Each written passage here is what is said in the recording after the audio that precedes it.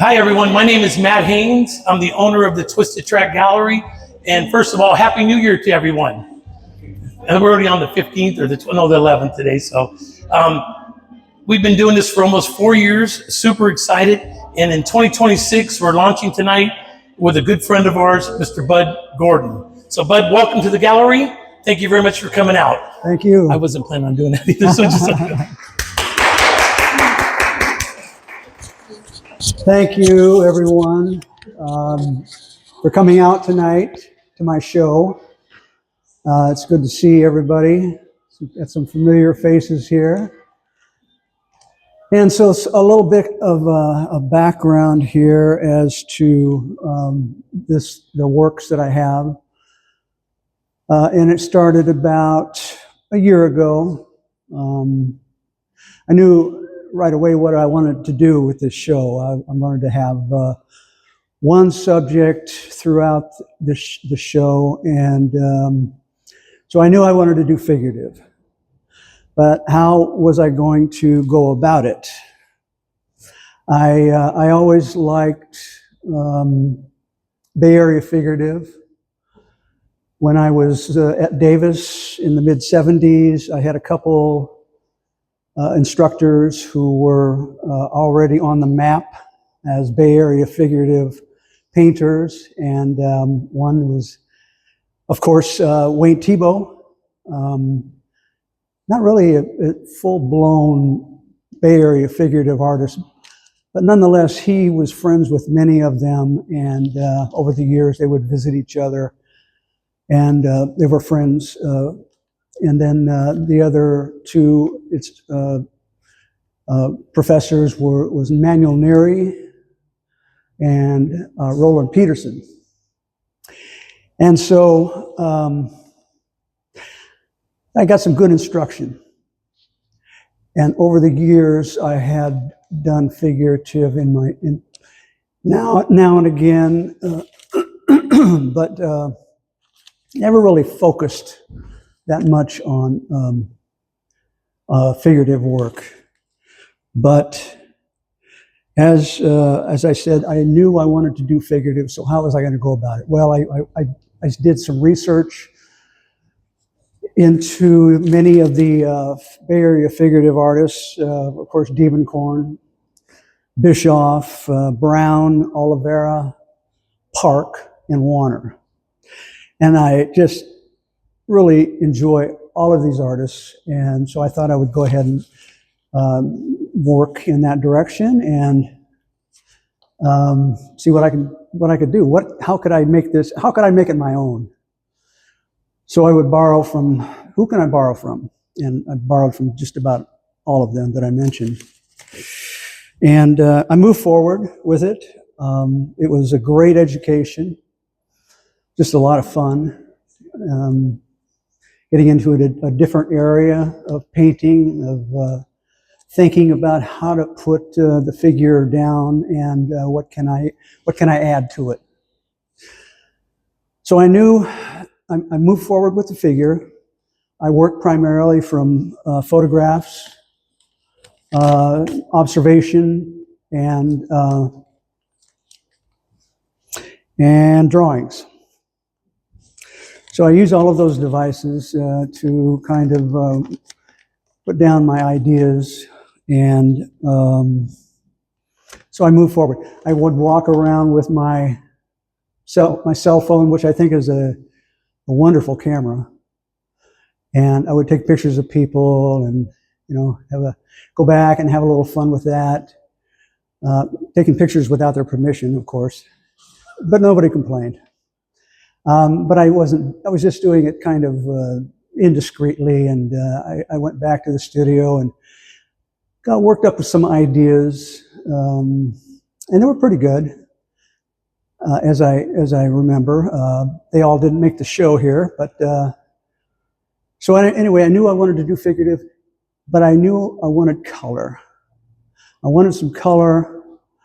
I wanted to kind of have an uplifting show, which would maybe offset the kind of year we had last year. And so I wanted a positive feel to the show. And so as we look around, I worked with family members, people that I know close to my heart, and started to move in that direction, and was kind of pleased with what I was putting out there. It didn't happen immediately, but it took some time, and I finally got there, I feel. So the idea was to try to, how can I make it my own? Well, I discovered Rothko, and I didn't discover him, but I knew of Rothko, but I started looking at his work, and I thought, that's my color. That's the color I want. And it also solved the context problem. How can I put my figures, what kind of a context am I going to have them in? Interior, exterior, just abstract brush strokes behind them, detailed, I don't know. Then I came up with Rothko, and I thought it was a perfect idea, so it all came together at that point. So I had my Barrier of Figurative inspiration, and then I had my backgrounds. And once I started putting Rothko in the background, it was almost immediate. My wife came up to look at the work, and she saw what I was doing with the Rothko backgrounds, and she said, "Oh yeah, that's going to work." And so I moved forward with that. The Rothko colors are they're well thought out, not just randomly put down. And I was on my way. So it took me a bit to get there. I feel really good about the show, and also with the research on these and remembering my instructors, it brought back a lot of old memories, and some of the things my instructors passed on to me that may have sort of gotten put into the background over the years. And so it brought all of this very pertinent information forward. So it was a very, very different for me. I mean, in shows past, I would put, can you hear me okay? I would put, my shows were sort of eclectic, all over the place, landscapes, street scenes, and some figurative work. But this was a big challenge, one subject matter, and I was up to it. I just wanted to see what I could do. So I'm okay with that. And again, a feel-good show, color, and some of the subject matter is more emotional than the other, but on a good note, I feel.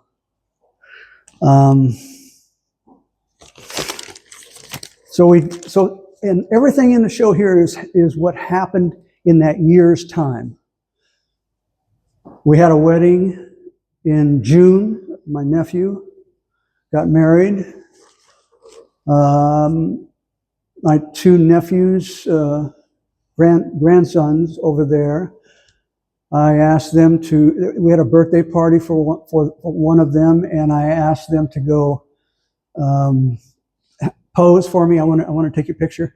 They immediately just put their arms around each other with no prompting or anything. And I thought, wow, that's sweet.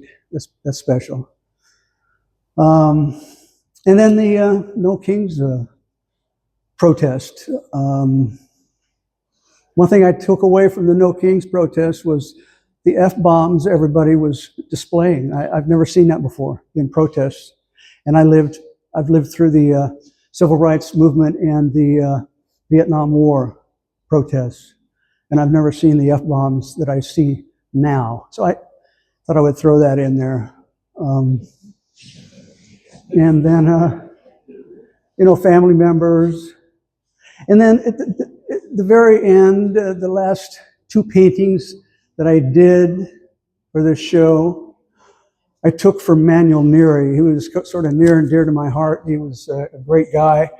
We had a good relationship in the classroom, and I learned so much from him. So these two isolated figures are very much Manuel Neri-like.